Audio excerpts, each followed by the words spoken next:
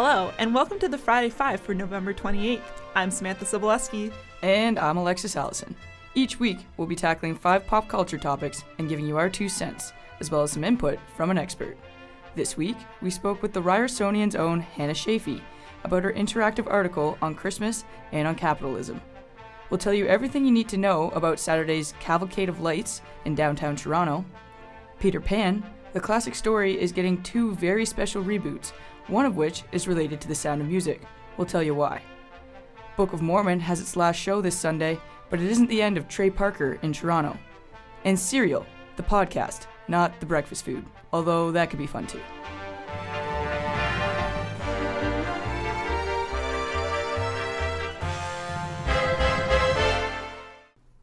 With November wrapping up and American Thanksgiving behind us, the Christmas season is officially in high gear, particularly so in storefronts and commercials. You can't walk down a street in Toronto without being bombarded with a sign for a peppermint mocha in a red cup, or an ad for a Christmas toy your child just can't live without. And as much fun as some of it can be, the Starbucks drinks in particular, it's no surprise that Christmas brings out the capitalistic side in all of us. At least that's the argument the Ryersonian's own Hannah Shafee is making. She spoke with us about her interactive story about being torn between the holiday cheer and the excessive spending of the season, something she was inspired to write after her experience in retail. Well, I used to work in retail, so I saw a lot of people get declined credit cards. I saw people go absolutely wild in line to get, the right product, or if something was sold out, they would really lose it. So, people are supposed to be happy around Christmas, but people would get really sort of hectic and stressed out, so it's just kind of an interesting contrast. Hannah argues both sides, the good and the bad of the capitalistic holiday season, and says that although it's difficult because she too falls for the holiday marketing, overall, consumers need to realize how much money they actually have to spend. I totally get hypnotized by that kind of stuff, but I think people just need to get a solid grasp on what their bank account is like and how much they can budget, because Christmas is not going to be fun if you spend so much money that you're broke after. If you're responsible, it makes Christmas fun, and it makes the aftermath of Christmas fun too. So I think it's just more having some awareness that you don't have to go so all out to the point where you're hurting yourself. To illustrate how overpriced some of the seasonal items are, despite their appeal, Hannah created an interactive component to her story, using some displays from Indigo. I thought that one was really aesthetically appealing, and I totally want to buy everything that's in it. But at the same time, the prices are pretty ludicrous. They're really expensive for things that are quite simple: blankets, pillows, mason jars, ornaments, that are prices that are really, really unreasonable. So I chose that because it's the kind of display where you really want everything, but it's also the kind of display where you're like, wow, I really have to dish out the cash to buy just a couple things off here. You can read more about her story and check out the interactive bit on the Ryersonian's website. That's www.ryersonian.ca. So if you're looking to get into the holiday spirit, this weekend on Saturday night, the Cavalcade of Lights is going to be taking place in front of City Hall at Nathan Phillips Square. It's actually the 48th annual Cavalcade of Lights, which is pretty cool. So there's usually a big turnout, and this year there's going to be performances by Cardinal Offishell, Maestro Fresh West, Kelly Lee Evans, and Shad, who was actually nominated for a Polaris Music Prize last year. So it's a pretty big name. It's going to start with the first lighting of the Toronto official Christmas tree, and around 8:20, spectators are going to be treated to a pretty big fireworks display. And then after that, if you're still not too cold, you can go skating on Nathan Phillips Square. That actually opened last weekend. I'm going to have to check that out, Lexi. Flying in from Neverland this coming week on NBC is the musical adaptation of Peter Pan Live, a production with limited commercial breaks that will feature the likes of Allison Williams, she's the star of Girls, in the role of Peter Pan, and Christopher Walken as Captain Hook. The show is produced by the same crew that brought us the seriously unfortunate but highly rated Sound of Music Live last season. So a whopping 18.5 million people tuned in for that, including myself. So it's pretty clear why they're doing it again. If you remember, Carrie Underwood took a beating on social media for her acting, but her singing, on the other hand, was quite beautiful. So, Lexi, do you think Peter Pan will be able to bring in the same ratings, or are we over the musical thing after seeing how poorly it was executed the first time? So I also was one of the 18.5 million who tuned in last year, but I don't think Peter Pan will have as high numbers as The Sound of Music.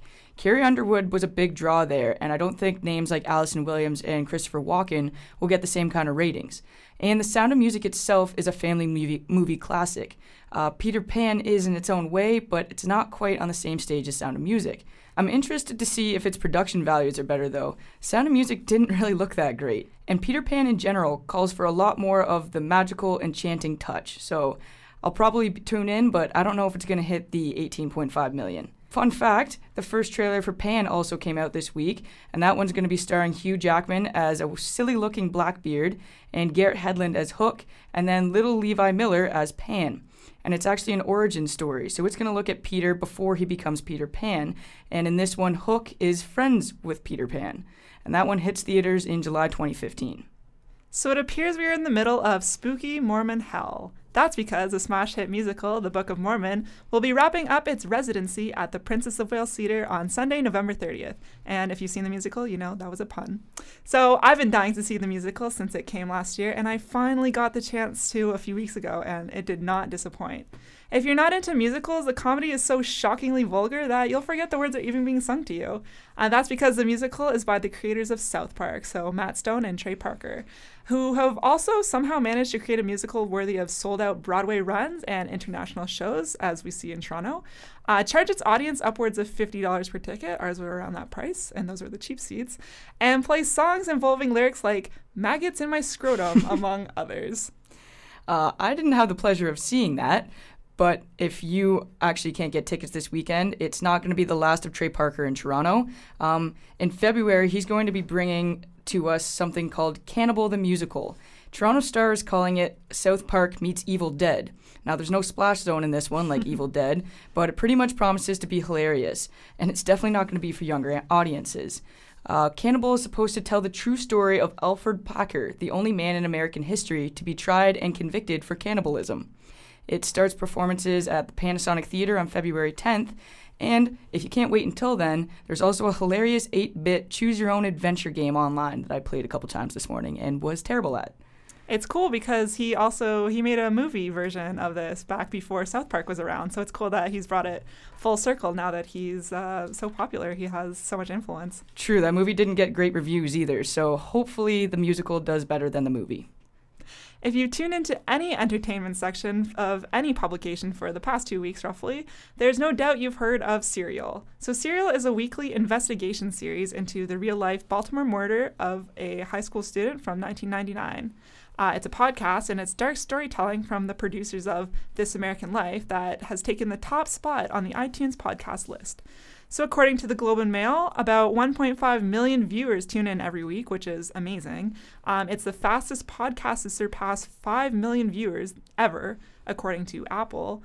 The real problem here, though, is that podcasting is nowhere near as financially lucrative as regular radio broadcasting. So the show advertises, but they get somewhere between $10 and $30 per every 1,000 listeners. That's not good money. Luckily, because of the huge media coverage, the series was able to financially support a recently announced second season, so thanks to the donations from loyal users and some sponsorship. Now, personally, I've never listened to Serial. I do have the first episode downloaded, but I assume one of the great things about the series is the fact that it's a mystery, which is so exceptionally popular in the wake of shows like True Detective right now.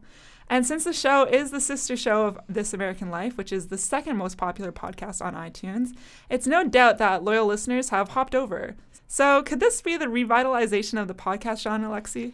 You know what? I'm not sure if the podcast genre technically needs a revitalization.